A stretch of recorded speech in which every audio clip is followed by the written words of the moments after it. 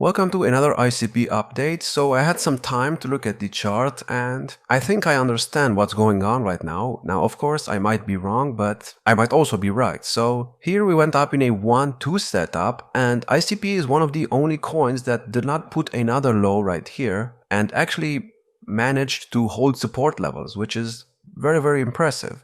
Now, I was waiting for a 5-wave move and let me go on the 1 hour for this. So here we went up in a first wave, then we went down in a second wave, a third wave, and the third wave got to the 1.618 extension of the first wave low and the first wave high. And I was not really happy with that. I kind of wanted it to go to the 200% extension and we did not get that. So maybe this is not actually a 5-wave move to the upside, and maybe this is only an ABC structure that forms this first wave right here, and right now we seem to be in a second wave move down, and we are almost at the 0.786 support level. Well, we got there with not only touch it, but we most likely will. And if that's the case, if this is a 1-2 setup, and by the way, the second wave move down also went down into an ABC structure, now we should probably go up in a third wave move, and that third wave move should get to at least $11.63, well, 62.8 cents, and it could get to even like the 2.272 extension or the 2.618 level, but the minimum target is this right here, which also lines up perfectly with the 50% extension right here of the main second wave support level. And obviously, to go in the third wave right here, we need another ABC structure, and I don't know if we will get that. I mean, we could always break down and we could always get another low in the second wave move down or in the second wave right here. And if we do break below this low right here, we will most likely break below this low as well, and that will give us another second wave move down, which would not be bearish. Like I said in my previous videos, another low would not be bearish, but ICP is currently holding support levels, which is really good, and it does not really show any signs that it wants to go down right now. So maybe this second wave right here has actually bottomed, and if that's the case, to confirm that it has actually bottomed, first I need a break above, let's say, this high right here at $8.20, and then I break above this first wave high at about $8.95. Only then I would be able to confirm that the second wave move down is actually in. Then, like I said, we should get the third wave move up, then the fourth wave move down, and then the fifth wave move up, and the fifth wave, I have another target zone for this, the fifth wave will end the third wave right here, which will be the third wave of this 1-2 setup, and would look something like this, and this fifth wave of the third wave right here should get to at least $16.17. So this target zone has not changed, and I'm still tracking it.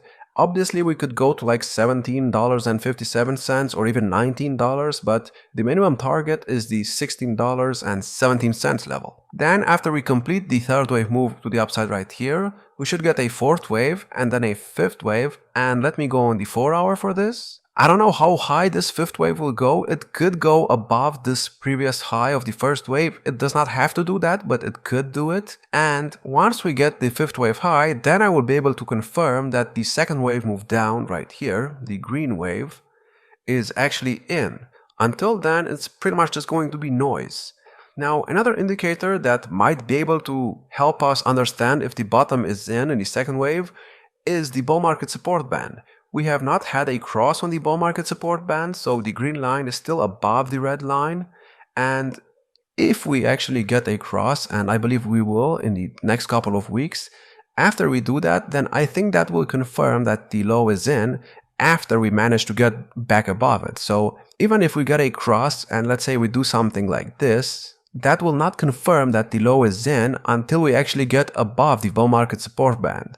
If we get above the bull market support band after we get a cross, then I think that's going to pretty much confirm it. Now, obviously, we could get above the bull market support band before we get a cross, and then a cross could happen afterwards. That would be fine as well. So, there are a bunch of possibilities right now, and you have to be aware of that. And if you look at what happened the previous time when we had a cross, so right here, when the green line went above the red line, we did nothing for pretty much a few weeks, or actually a month.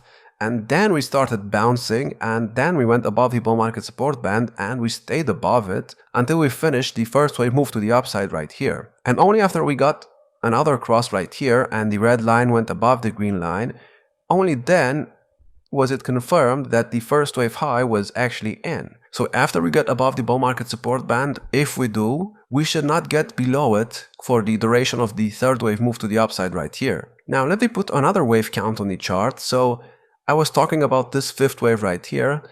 After we get these 5 waves, and by the way, there's not a guarantee that it will happen, so if we get these 5 waves up, that will complete a first wave move to the upside, and let me put that on the chart. And then after we complete that first wave, I will be able to give you targets for a second wave move down and for a third wave move up.